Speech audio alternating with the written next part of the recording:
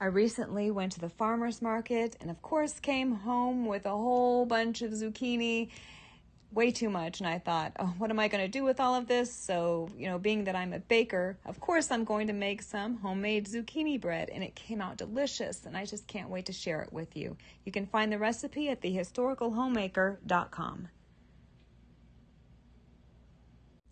In a medium bowl, add brown sugar,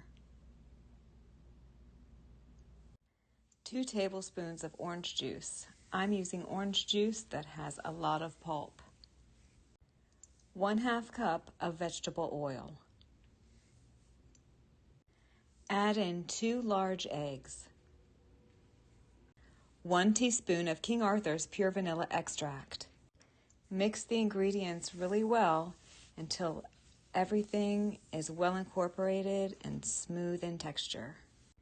In a separate bowl, add your baking powder and your baking soda, a little bit of salt,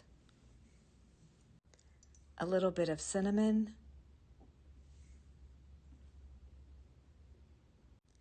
and King Arthur's all-purpose flour.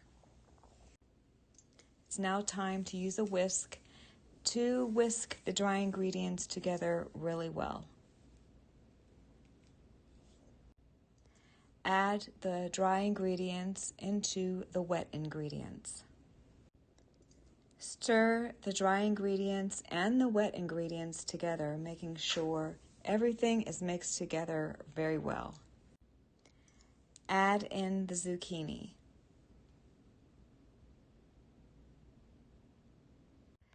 I'm going to now fold all of the ingredients together.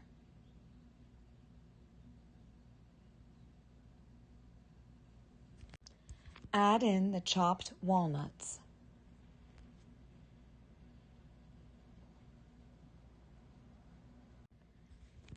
Stir together really well, making sure every ounce of your ingredients in there is mixed together and incorporated really nicely. I've added the mixture into a loaf pan. I've lined the loaf pan with parchment paper just to make sure that nothing sticks. And I'm also going to add a little bit of brown sugar to the top because you can never have too much of brown sugar. It's going to make this so delicious.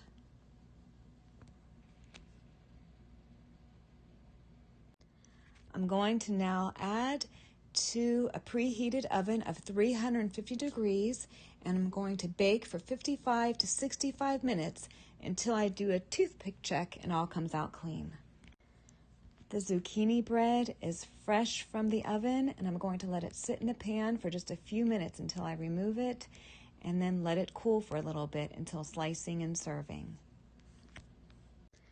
The zucchini bread is now sliced and ready to serve. And one last thing, I just need to slap some butter on there because that makes it even extra special. And I wanted to tell you, with the brown sugar on the top there on the crust, wow, it is truly it's really wonderful. You can find the recipe at thehistoricalhomemaker.com.